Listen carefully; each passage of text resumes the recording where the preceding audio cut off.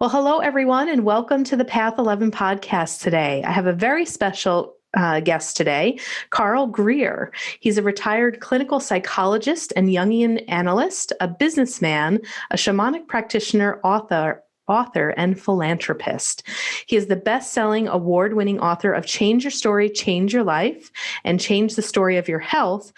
But today, we're going to talk about his newest book called The Necktie and the Jaguar. So, Carl, welcome to the Path 11 podcast. Thank you, April. Good to be here.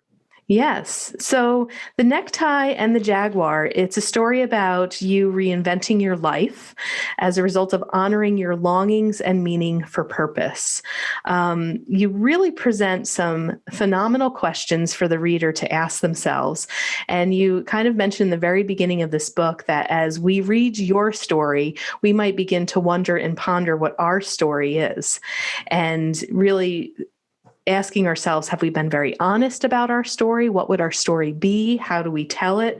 And how do we experience it through our own perceptions?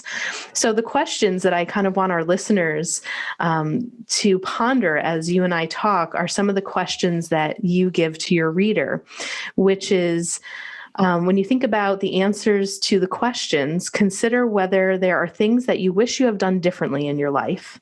We would like you guys to think about whether there's anything you can do today to make up for what you did or didn't do in the past. And could you reclaim any aspect of yourself that you became disconnected from? So these questions that you pose to the reader in this book right in the beginning are pretty heavy duty. They're intense. And I know that this is like the way that you've thought since you were a child, right? That's true. Yeah. So give my listeners just a little bit more of your background because, to go from being a businessman and then all of a sudden you're studying Carl Jung and you're becoming an analyst for that. And then in your 60s, you started doing work in shamanism. So pretty amazing. Give us some background. I grew up in Pittsburgh and Gary, Indiana. My dad was working for U.S. Steel. And he grew up in a small town in Kentucky. And he and my family and our friends had traditional Midwestern values that to be happy, you needed to get a good job, have a family, get married, go to church. And that was it. And I subscribed to those values for a large part of my life. So I tried to get education. I tried to get a good job, and I had a family.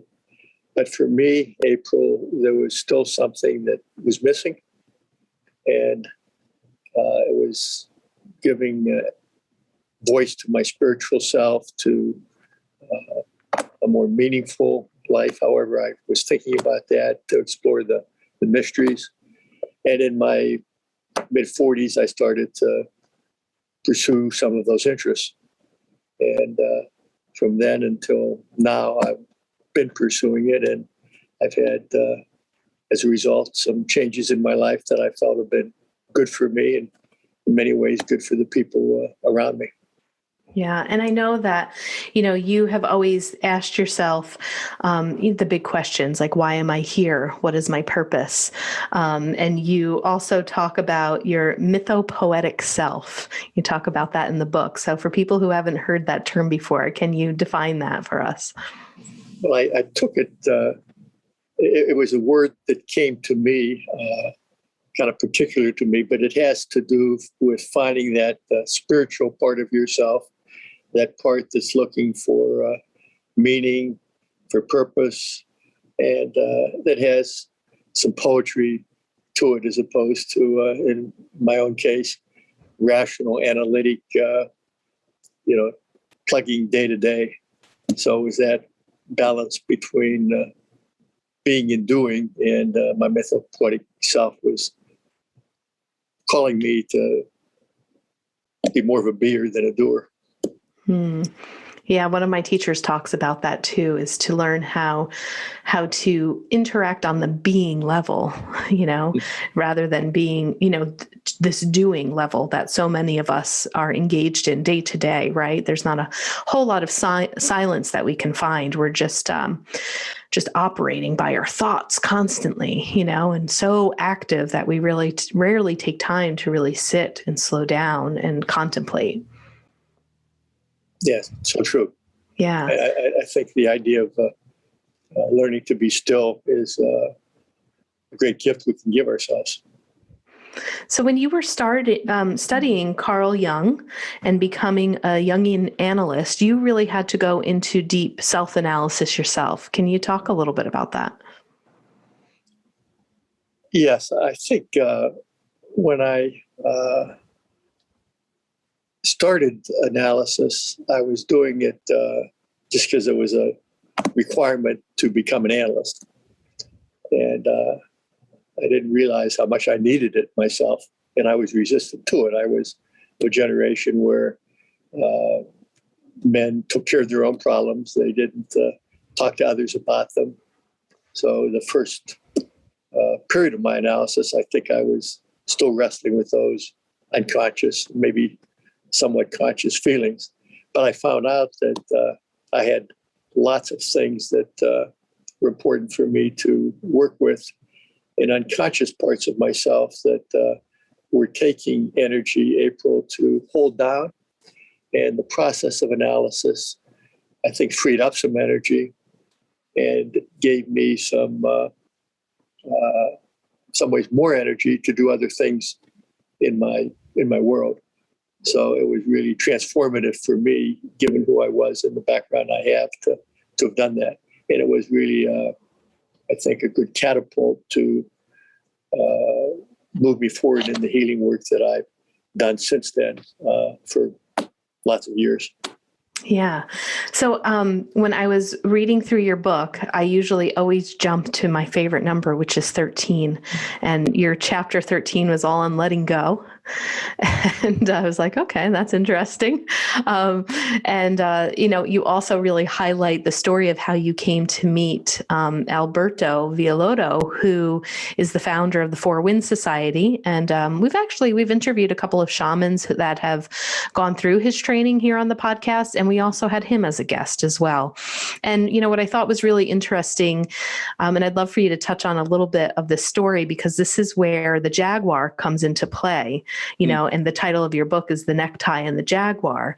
And, I've learned not only through you, but also had another gentleman on, John Perkins, who wrote a book, Touching the Jaguar. And he had a shamanic experience too with the jaguar energy. So this is like the second time I'm hearing about the jaguar in shamanism.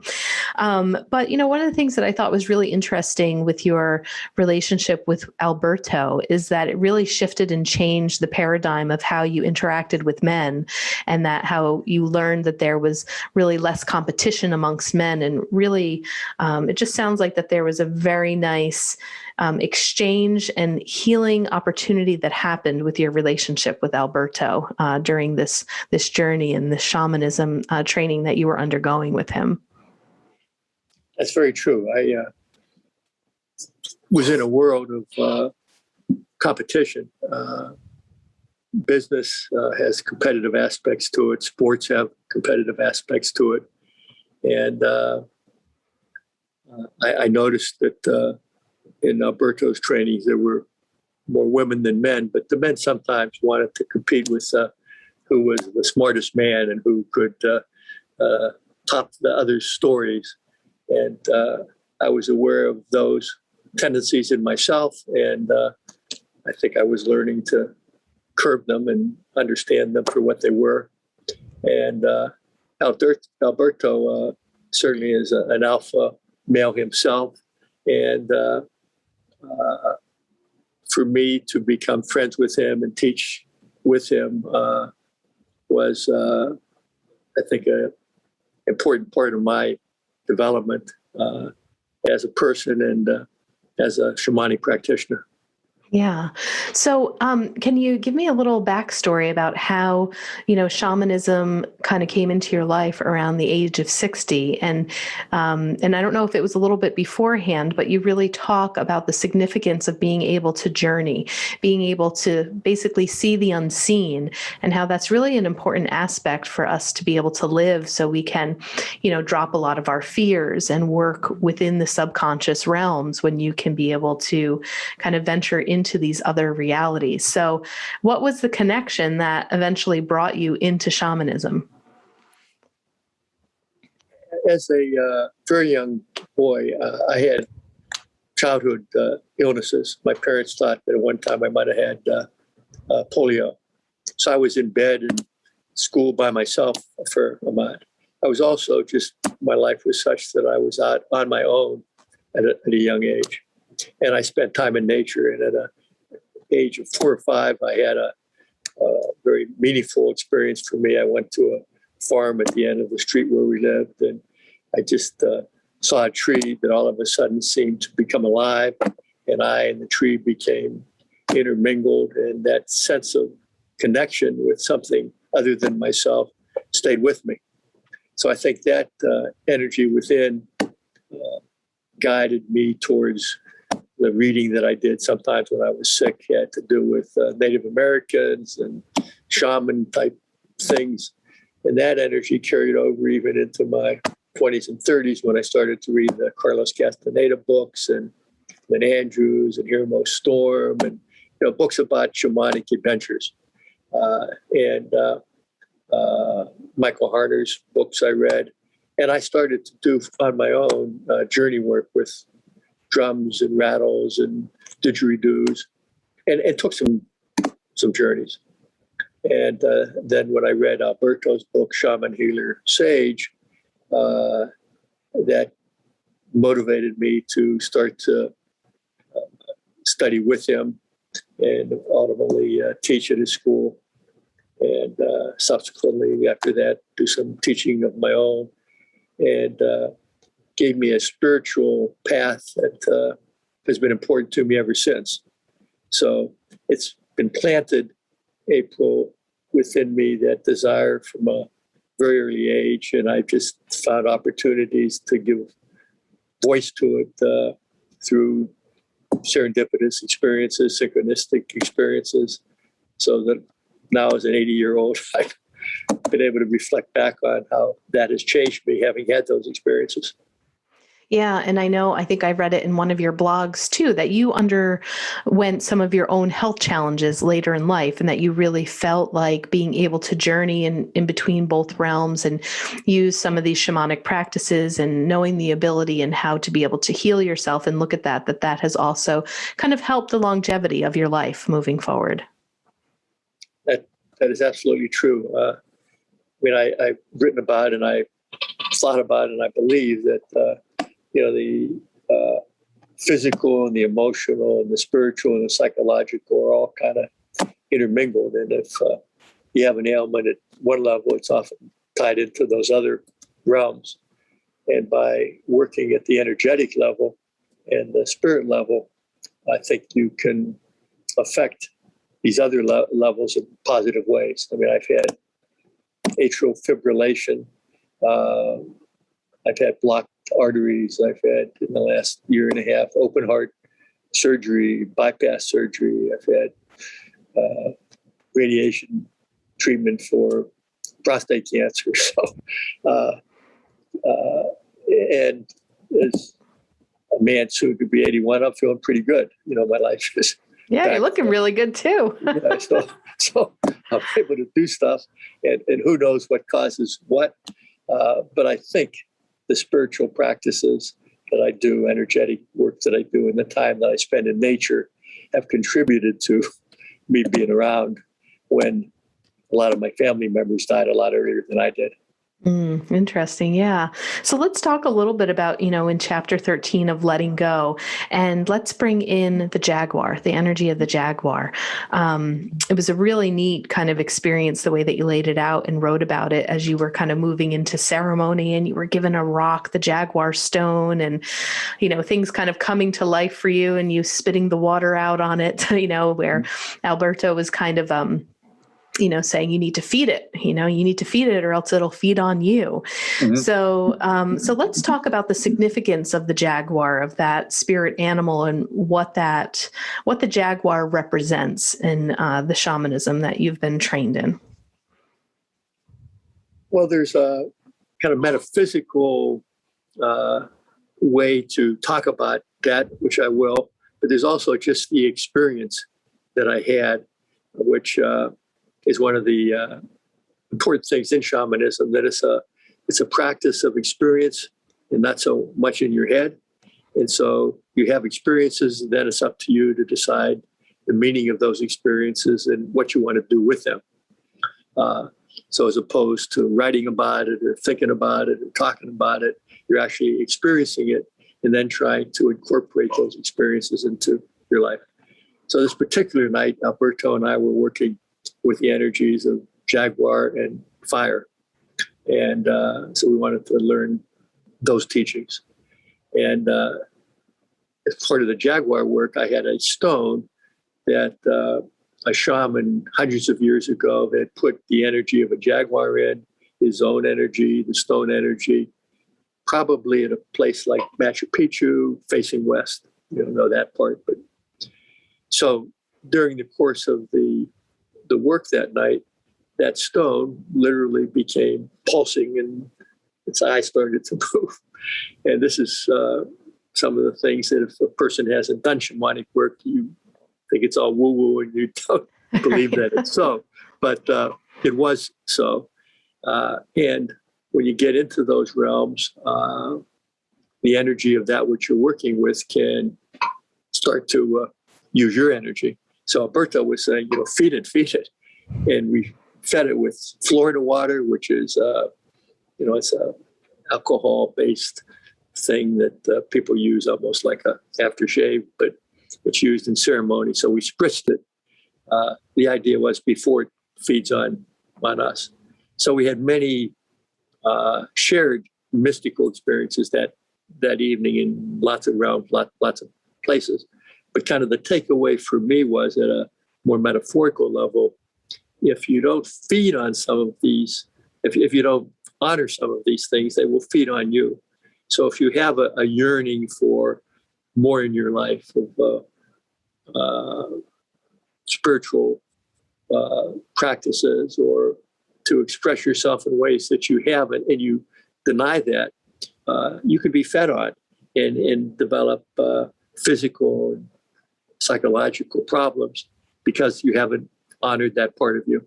So it was a good reminder of that, but it was really literal in this case. This energetic being, this entity, was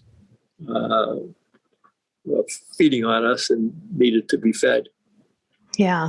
So with this experience, now granted, Alberto has done a lot of this work, before, and it's in, a controlled environment in the sense, like if we were doing psychoanalysis or, hypnotherapy, there's the practitioner that's kind of leading and making sure that the client doesn't get lost in the journey, sure, right? And facilitating. Mm-hmm. So as the jaguar also represents letting go of fear, right? And letting go of fear and fear of death.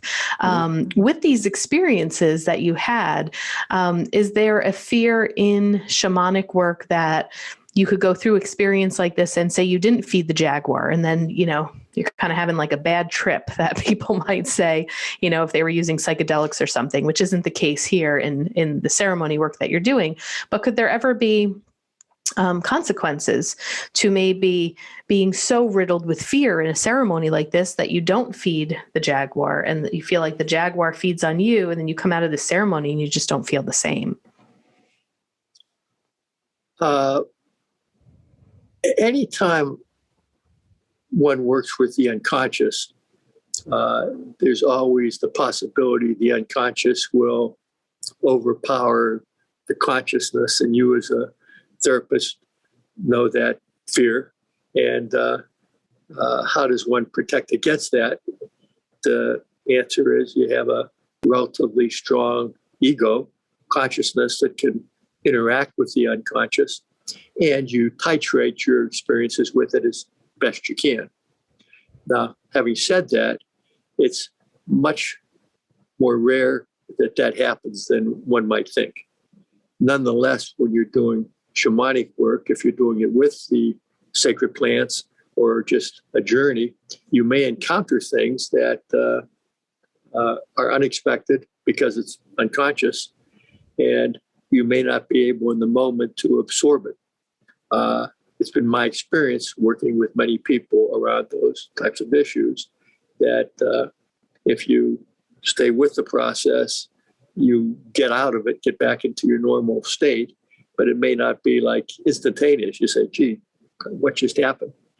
And that can be scary, but also transformative, because you may need to have had that experience to get a new insight into what's been going on and is going on in your life, so that you have information that you may want to change things. So, but having said that, if one is going to use the plants, for example, one should be aware that they interact with certain drugs, some antidepressants, as an example. And it would be wise for a person who's going to take those trips to, if they have medical conditions, talk to their doctor before they take, ayahuasca or San Pedro or things like that. Oh, interesting. I didn't know that. So the plants could interact with the medication that the person is on. Yes, they can. And interact clearly not in a great way, because I know sometimes when people are on antidepressants and if they're looking to come off of them, there's usually a titration schedule. It's usually recommended that people don't just stop their antidepressant due to side effects. So if, for our listeners, if people are taking an antidepressant and thinking about an ayahuasca ceremony or San Pedro or something like that, would people need to be fully off of those medications before participating? I think they should, in any case like that, April, talk with your doctors, and then the doctor would be able to, it's how the neurotransmitters, in this case, say serotonin, are affected by what drug they have and what might be happening to them with whatever the psychoactive drug is that they're going to be using. Gotcha. Okay. So you really need to get, it's not a trivial kind of a situation. You need to find out about it. And to your earlier point about the role of the shaman or good therapist, it's important to hold space for the process of whoever you're working with. And that just is a practice of intent and skill and practice. You practice by doing it. Right. Yeah. Okay. Good information there. And then I'd also, what comes to mind is thinking, well, people probably have to find a very open-minded psychiatrist, because I could see psychiatrists maybe saying like, well, I don't know if we'd want to stop this. I don't know if going and taking a plan is the best thing. It's like you'd really have to have somebody in that Western world maybe have their own experiences with shamanism or knowing what ayahuasca can do and how it has helped people before, where I can almost see maybe some doctors really encouraging clients not to move forward with that type of healing ceremony. They could. Any paradigm that's different than the paradigm that you've been, taught to do can be threatening, and in some cases appropriately so. In some cases, just nobody likes to try the new thing, and that tension in medicine is there between integrative medicine and traditional, allopathic medicine and homeopathic medicine and energy medicine. And yet more and more doctors are being trained in integrative approaches where the idea that what you eat is important and managing your stress is important and exercising is important. And so I think more and more that's in the mainstream, but it always hasn't been. People And even within the area of what you eat, there's large divisions about what's an appropriate diet for a particular purpose. Right, exactly. There's so many different diets out there, so many theories about being vegan, vegetarian, a carnivore diet. It's like it's all overwhelming on what we're supposed to be doing. And lately, I've just been kind of trusting what my body's telling me. I'm like not adapting to anybody's rules about food anymore or what's healthy. I've really been turning inward and asking my body, what do you want? What feels good? And been doing my own journey with that. Yeah, well, that's part of the things I'm talking about in my book is learning to trust those inner parts of ourselves that know, and being able to have a conversation with them, because there are some wise parts of ourselves, I believe, that for us have some meaning. And Yeah. in the larger world, I remember, the idea, I think it's Michael Pollan, that eat real food, not processed food, not too much, and mostly plants. Right. And so mostly plants, not too much real food. That's hard to do sometimes if you're like me, but it's pretty good advice. Yeah, it's kind of, keep it simple. Life is pretty simple, and we can make it overcomplicated. We can overcomplicate it sometimes, but yeah, it's a good formula to follow. Yeah. The other comment that I just wanted to make too, which was really helpful in reading your book, was how you interpreted these experiences that really kind of hit home with me. Like you would tell the story about things that would happen during these shamanic journeys, but then it was like, what was the metaphor for me?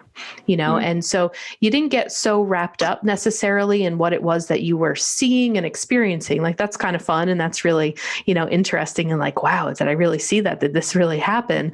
But you really went more to the metaphor and really tried to apply it. And that helped me because I've been through a couple of shamanic ceremonies. I'm pretty close with a few shamans of different lineages. And I was thinking about this one experience as I was reading your book and never really processed it up until I read your book to this day. And I remember we were doing this drumming ceremony and all of a sudden I saw the floor open. And could see what the people were releasing into earth. I mean, I was in a studio that had a wood floor, but it was no longer a wood floor. It was as if Mother Earth came up and completely opened up to this soil and like this dark space. And I could see little critters in it. And, I'm kind of like, opening and closing my eyes really quick. Like, what am I seeing? But I was seeing in two different dimensions. I could see the wood floor. I'm like, okay, I'm in a studio right now. I'm in my office. And I'm like, but I can also still see this earth completely opening. And I haven't really thought much about it until, reading your book and, kind of have always kept that in my mind. Like, what the heck was that? What did I see? And why was I seeing in two different dimensions? And what did it mean? But, didn't really kind of go into the analysis of it. But I think that reading your book is really helpful for me to sit back and go back to some of my journals of some of these visions that I had during my journeys and really begin now looking back years later with a different mindset of interpretation for those and really trying to go more into the analysis like you did. So I just thought that was really helpful for me. Well, that's a great insight that you have about, I think, how things work in those realms, because the idea of shamanic work and Jungian work is to go to unconscious places, and Jungians, shamans may call it transpersonal places. So you were in a place other than this ordinary everyday, and how you got there is a little bit of a mystery. The drumming maybe changed the way your brain was working, your parasympathetic nervous system kicked in maybe, and so a lot of things physiologically happened, but nonetheless you had an experience that gave you some energy and information that you hadn't had before. And in the idea of kind of quantum cosmic time, where time past, time future, time present are all kind of smushed together. The fact that you maybe are going to years later go into that, in that sense, doesn't now is the time. And one thing that I have found very useful for myself and for others is to then have a process, April, where you can actually interact with that image, that feeling in a conversation. I call it a dialoguing process where you can embody it maybe in a stone that you have, blow the energy of that floor that opened up and the critters and so forth, put that stone across from you and ask it, what meanings do you have for me? You, this experience, and then become it. Go over, pick up the stone and let it speak. And this is the trick, not you from your April ego side, but this, it's your experience, your feelings around it, but all of a sudden you become it and let it speak. And if a person does that and practices that, it's amazing what information they can get for themselves that is different than reading it in a book or a therapist telling you or a shaman saying this is what it meant. And for me and others that I know, that's been a very helpful part of our own process to do. Yeah, I love that. I'm definitely going to do that. And I love the fact that that experience isn't over, right? It's like, it's still a memory. I can still vividly see it. And I can consistently, from what you're saying right now is that I can continue to dialogue with it.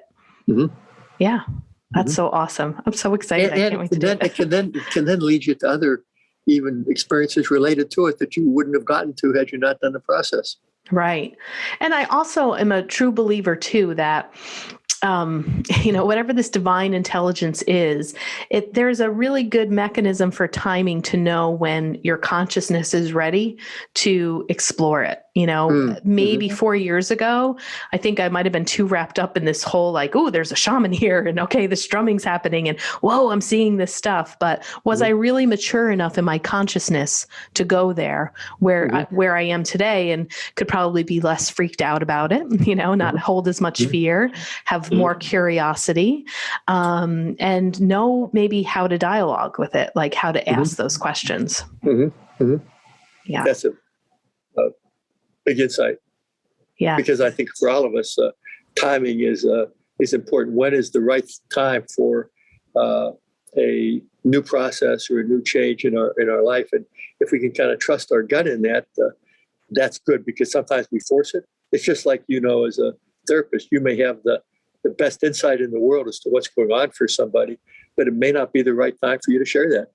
Exactly. Because you just know the person's just not ready either to receive it, or they're not quite there in their process to, be able to do anything with that. Yeah. The other story that I absolutely loved, and I just have to bring it up too, it was still in this chapter, because I love stars. I love going out and looking at the stars. I'm fascinated by the stars.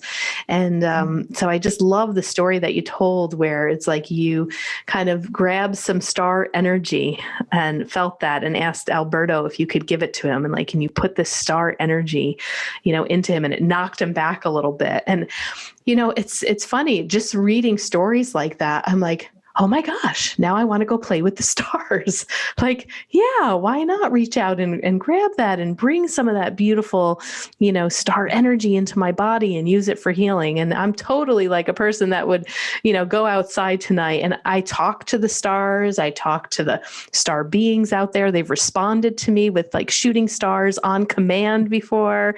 It's a lot of fun, but I never thought to like bring it down and in. So I just had to comment on that story because I really resonate with the stars and love that story that you told. Now, this is the therapist in me that absolutely loves this because I'm all about questions to ponder. And after each chapter, Carl has a reflection, and then there's questions for the reader to ponder. And as I was going through the different chapters, I found myself in a couple of chapters skipping the chapter and going right to the questions. I'm like, what does he want me to ponder? Let me see these questions. Because they're so deep and they are so good. And they are so like, it does feel like psychoanalytical, and you start right from childhood, right? And I was thinking, like, I just have to tell my audience, like, if you need to take a break with your therapist and save some money on copays, buy Carl's book and get your journal out, because you will do so much deep work just answering these questions that you have proposed, and, throughout the whole book, it's about 304 pages. I mean, you have given me a lifetime of questions to ponder and to really analyze about myself. So how did you kind of, intuitively know to come up with that and put that in your book after each chapter? Well, I started off not necessarily intending to publish a book. I was just reflecting on my life as I was getting older and putting down some notes and trying to make sense for me of things. And then I thought, well, maybe I could share some of these stories with my kids and my grandkids, and maybe a few friends that I've written a couple of other books who were interested in a little bit of my story. And then as I continued to write with that in mind, I was thinking, some of the things that I've been wrestling with, I know some of my other readers, because they let me know that, have wrestled with. And maybe I can, use my experiences as an example, and then see if other people have had similar experiences and what they've made of them and how they've handled them. And so it kind of evolved like that, April. I kind of started this, and then I said, well, what are some questions and themes that were up for me that maybe other people might find useful to think about? And so that's how it came about. I love them. I think I printed out the one that I was like, oh, this was really interesting. Some tough questions too. It might have been like the third chapter, but I just kind of want to share it with my audience and give them some more questions to ponder in this podcast. But you have questions to ponder: fighting in conflict. Have you ever had a verbal or physical fight in your life? How did you feel before such encounters, during them, and afterwards? What, if any, fights, physically or verbal, do you remember from your childhood and teen years, whether you were directly involved in them or simply observing them? What lessons did they teach you about conflict? And, I remember, so again, like, this is why I say these questions are so good, because it made me think about things that I hadn't even thought about in years. Like the first time I ever got pushed on the playground, or got bullied. And I had a really traumatic experience in college where, we were in a dorm room and my friends and I, we were just hanging out, and we heard this rustling at night. It might've been like 1 a.m.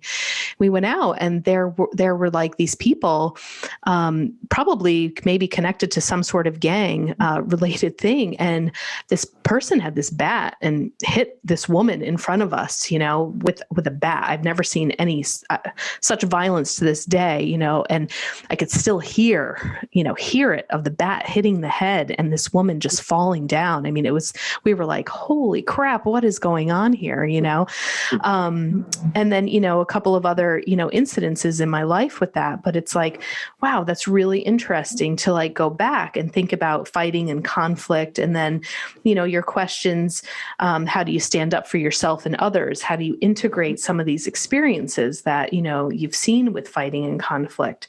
And then in this same chapter, and these questions really go along with the theme that you're writing about in each chapter. And then the other questions in this question to ponder is also about competition, hard work and perseverance, and replenishing your soul.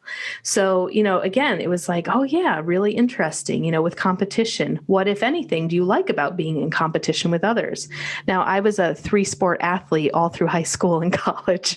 So I was like super competitive for a long time. And that really shifted, I would say, later 20s, early 30s. And it kind of felt weird to have this competitive part of me die, because I would turn anything into a game. I would turn anything into like, okay, let's figure out who could win first. It was like all about competition. And then I kind of felt a little evolution with that. And then it was like, I don't need to compete anymore. And like a part of that like kind of died off on me. But again, I just kind of wanted to highlight some of these questions, how they really make you think and ask yourself and internalize a little bit. And really, for me, answering these questions, let me see where I was, how far I've come, and then how much work I still have to do. And so I'm sure that's part of the intent too, that you're hoping some of your readers get out of this section to ponder. That's my hope. Well, beautiful. It was a fun book to read. And again, everyone, it's called The Necktie and the Jaguar. Carl Greer, everyone, and you can find him at his website. We will also put that in the show notes. And Carl, do you have any last parting words or, any message that you would like to give to my audience that they can give them something to ponder, that they can reflect upon? Well, it's never too late to change. You always have time, even if and I've experienced this with people having a terminal illness, it's still possible to change at the margin. And it requires a little time to reflect and being honest with yourself as to what is, and then what it is you would like it to be. And then if you are encountering parts of yourself that don't want to change, work with those parts by doing some of the shamanic and psychological things that one can do to see what that unconscious part of you is really saying. And by honoring all those parts and being still more and more and spending time in nature, I think it's really possible to cause things to happen in your life that otherwise wouldn't. And it's never too late to have that be the case. Beautiful. Well, such an honor to have you as a guest, to sit virtually across from you and have this conversation. Thank you so much for being on the Path 11 podcast today. Thanks for having me. I've enjoyed the conversation, April. Thank you. You're welcome. And thank you, everyone, for tuning in and listening. I hope you enjoyed this as much as I did. Again, one more time, The Necktie and the Jaguar with Carl Greer.